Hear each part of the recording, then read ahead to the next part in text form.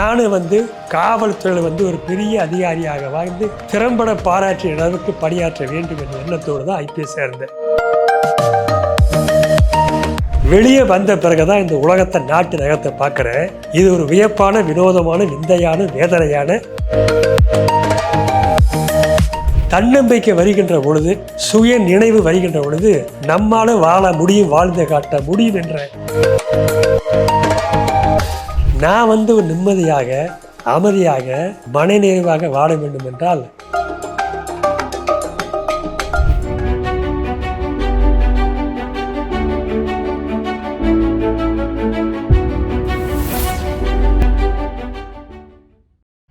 பூங்காற்று நேயர்களுக்கு வணக்கம்.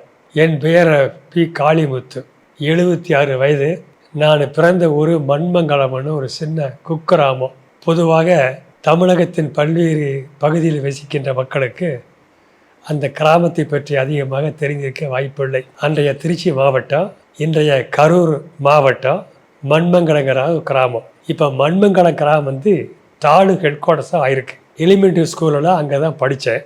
ஹை ஸ்கூலுக்காக வாங்கல் கவர்மெண்ட் ஹை ஸ்கூலுக்கு 4 மைல். சின்ன வயசுனால சைக்கிளில் போக முடியாத பருவம். அதுக்காக 5ஆம் கிளாஸ்லேருந்து 6, 7, 8 வரைக்கும் நடந்தே படித்தோம். அதற்கு பிறகு சைக்கிள் ஹெர்குலஸ் சைக்கிள் எங்கள் அப்பா வாங்கி கொடுத்தாரு. எஸ்எஸ்எல்சி வரைக்கும் வாங்கல் கவர்மெண்ட் ஹை ஸ்கூலில் படித்தேன். அதற்கு பிறகு பியூசி நேஷனல் காலேஜ்லேயும், BA economics Saint Joseph college ட்ரிச்சிலையும், அதை முடித்தவுடன் எம்ஏ எக்கனாமிக்ஸ் தஞ்சாவூர் பூண்டி புஷ்பம் காலேஜ்லேயும் படித்தேன். எங்கள் பெற்றோர்களுக்கு நான் 4வது மகன். அவர்களுக்கு மொத்தம் 5 மகன்கள், 2 பெண்கள். எனக்கு மேலே 3 சகோதரர்கள், சீனியர்கள். நான் 4வது. அடுத்தது 5வது என் தம்பி ஒன்று. அதுக்கு பிறகு 2 தங்கச்சிகள். படிக்கும்போது அந்த பகுதி பார்த்திங்கன்னா அது சாதாரணமாக மக்களுக்கு தெரியாத ஒரு பகுதி.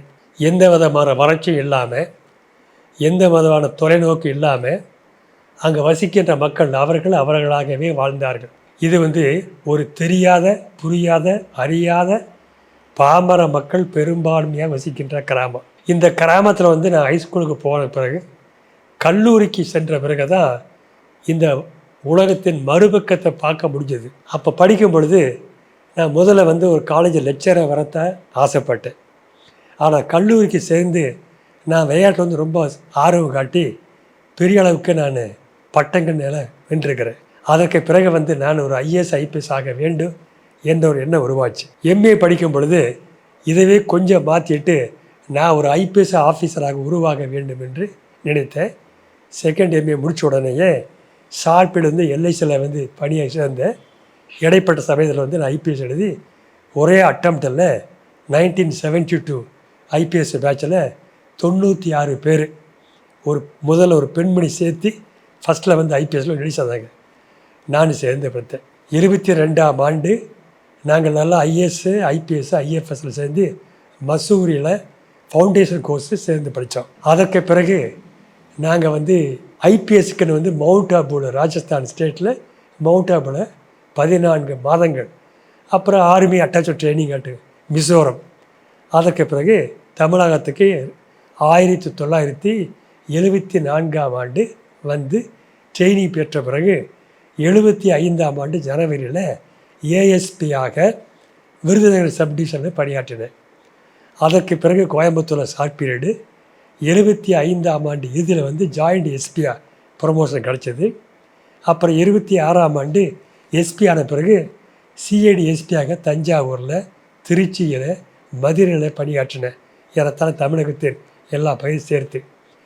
1976ஆம் ஆண்டு கன்னியாகுமரி மாவட்ட எஸ்பியாக சேர்ந்து 3 ஆண்டுகள் பணியாற்றினேன். அதற்கு பிறகு 79ஆம் ஆண்டு பெரியாறு மாவட்டம் உருவான பொழுது அப்புறம் தான் முதலமைச்சர் எம்ஜிஆர் அவர்கள் என்னை தேர்ந்தெடுத்து நான் முதல் எஸ்பியாக ஈரோடு மாவட்டத்திற்கு செல்ல வேண்டும். அங்கே பணியாற்றினேன்.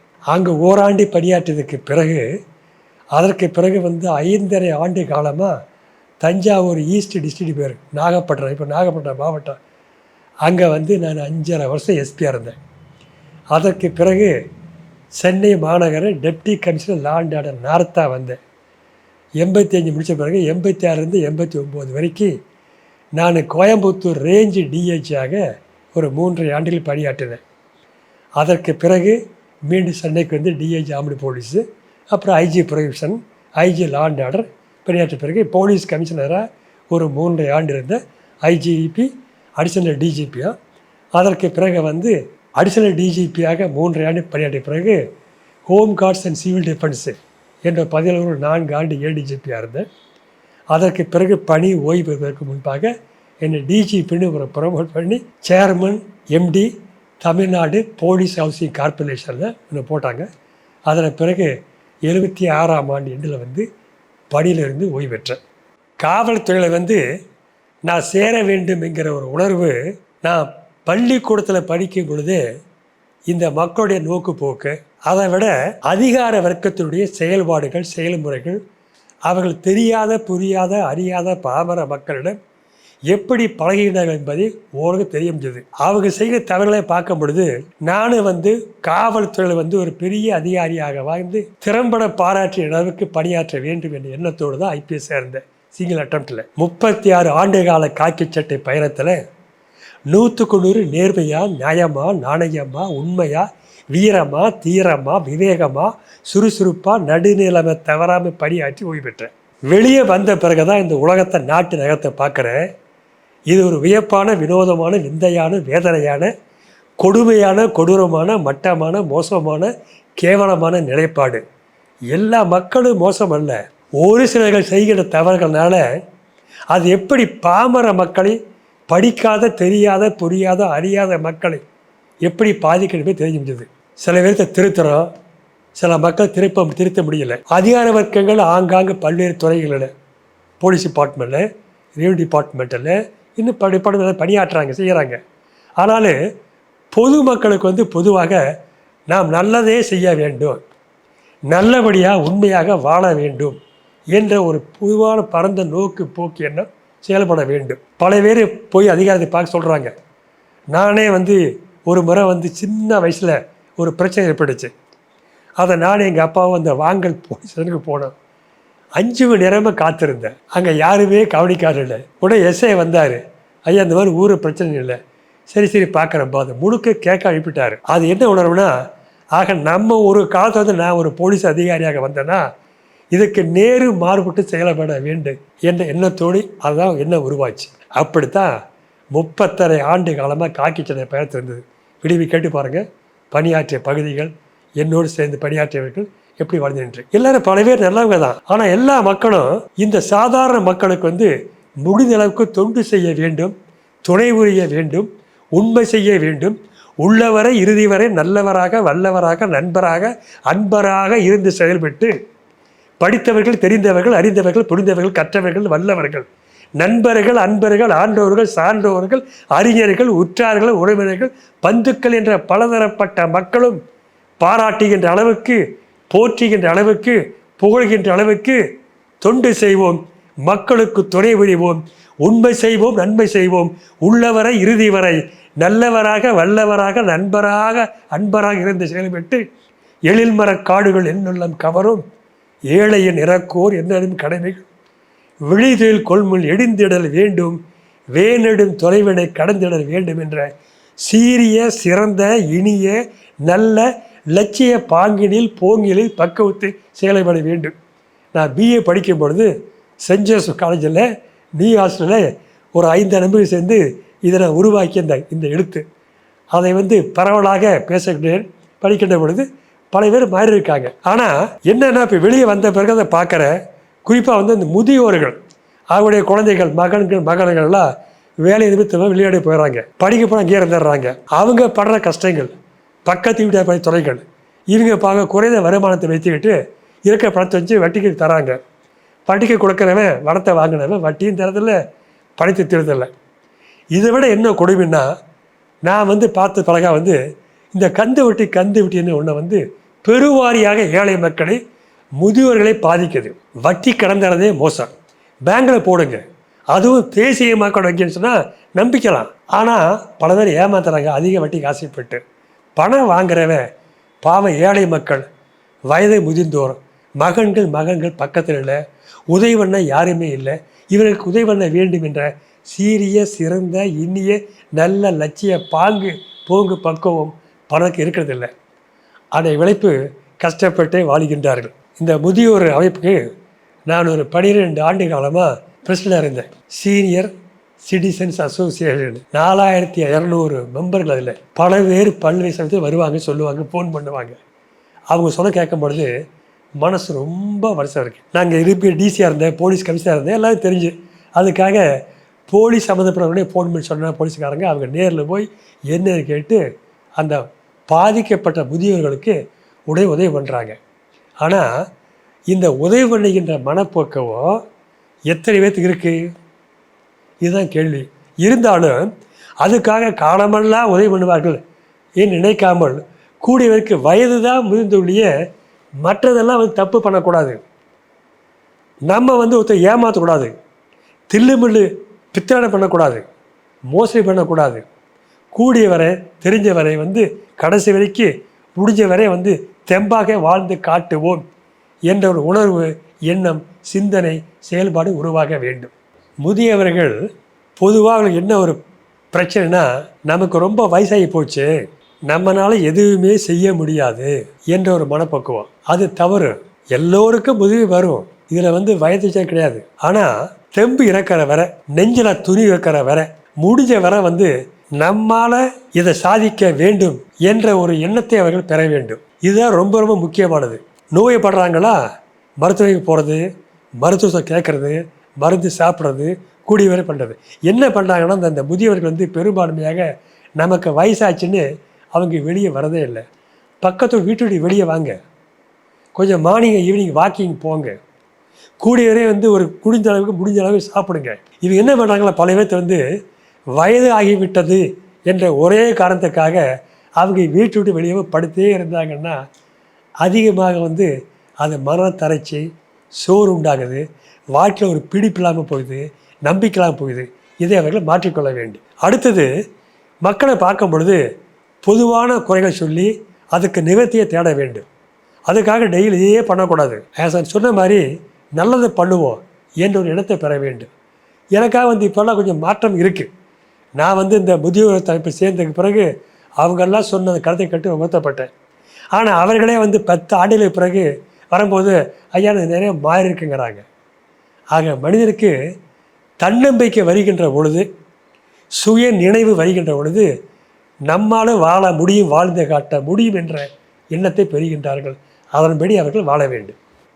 இதை நாட்டுடைய மிகப்பெரிய சாபக்கேடு. நம்ம பெற்றவங்களை கவனிக்கணும். பெற்றோர்கள் இல்லைன்னா நம்ம எப்படி வந்தோம்? பல பேர் என்ன பண்ணுறாங்கன்னா, பெற்றவங்களை அவிழ்றாங்க.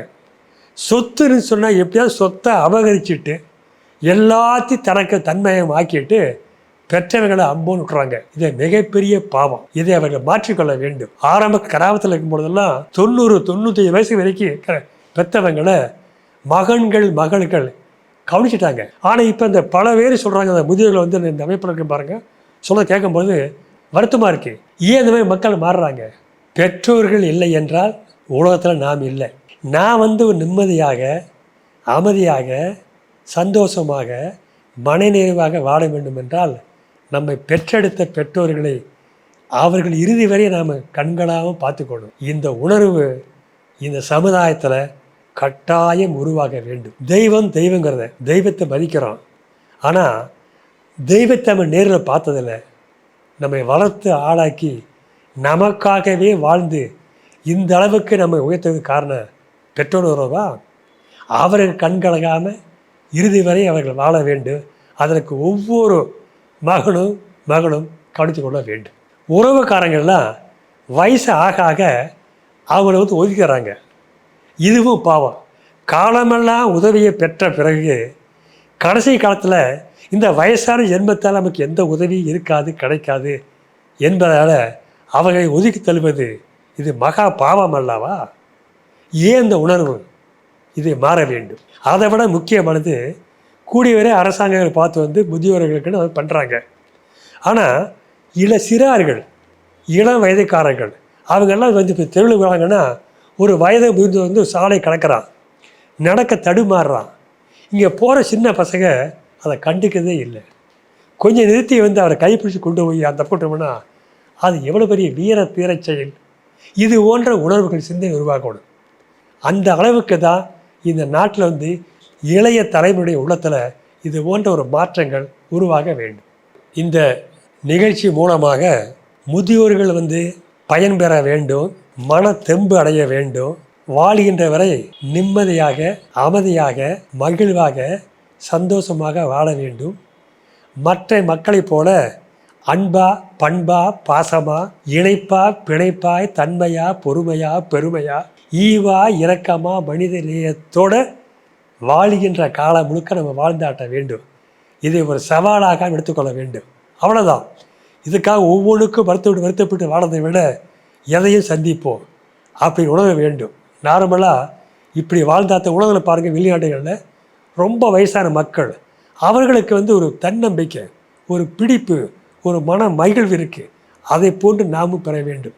Let us try to live a very happy, peaceful and a very healthy life and lead a life very sincerely, systematically, effectively, honestly, properly, promptly, judiciously, legally, morally, ethically and constitutionally. பூங்காற்று இது நாளைய நல்வாழ்விற்கான வழிகாட்டி. இனிமையான முதுமை சம்பந்தமான பயனுள்ள வீடியோக்களை தொடர்ந்து பார்க்க பூங்காற்று சேனலை சப்ஸ்கிரைப் பண்ணுங்க.